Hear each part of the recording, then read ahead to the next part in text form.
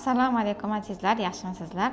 Bugun sizlarga juda zo'r holat haqida aytib bermoqchiman. 240 qon bosimi bilan yuradi, lekin hech narsa his qilmaydigan bemorning holati.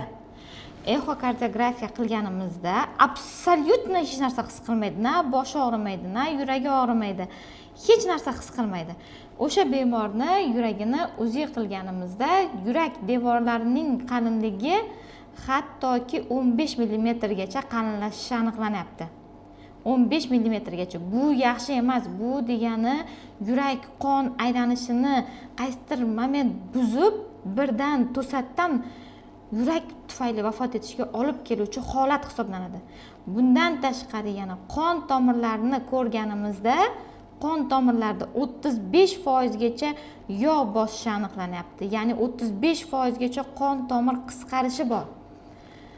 Keyin bu o'ng tomondagi, chap tomonida esa 40% gacha qon tomirning qisilishi, yog'lar bilan to'lishi, qon oqishining buzilishiga olib keluvchi ateroskleroz, blyashkalarning paydo bo'lganini ko'rdik. Lekin bemor hech narsani his qilmaydi. Kardiologga borgan, lecheniya olgan, lecheniyani ta'sirida ham qon bosimi doimo 200 da yuribdi, absolyutno hech narsani his qilmaydi. Faqat bir ikkita belgilar, salgina qandaydir holsizliklar, endi bir hansirashlar sezmayotgan bo'lsa, 3 yildan beri qon bosimi 240 gacha ko'tariladi, lekin hech narsani sezmaydi.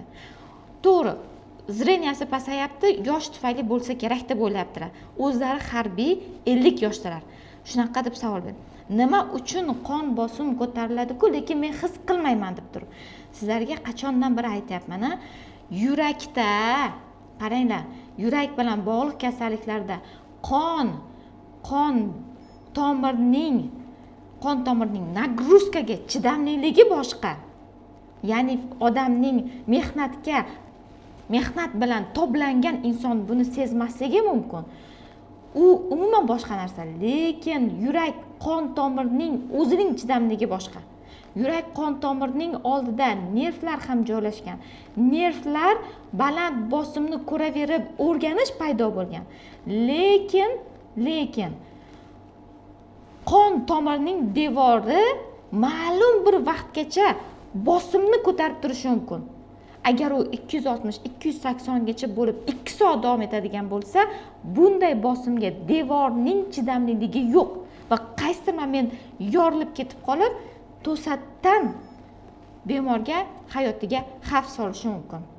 Shuning uchun azizlar, shunchaki 40 yoshdan oshdingizmi, tonometr olib qo'yib, qon bosimingizni har kuni 2 marta o'lchab qo'yishni odat qiling. Har kuni 2 marta. Salgina oshishini his qildingizmi, yon atrofingizdagi kardiologga borib, hech bo'lmaganda EKG va echo uzviy qon tomirlaringizni ko'rsatib qo'ying. Hammasi yaxshi bo'lsa, tabiiy holatda qon bosimini tushirishga harakat qiling.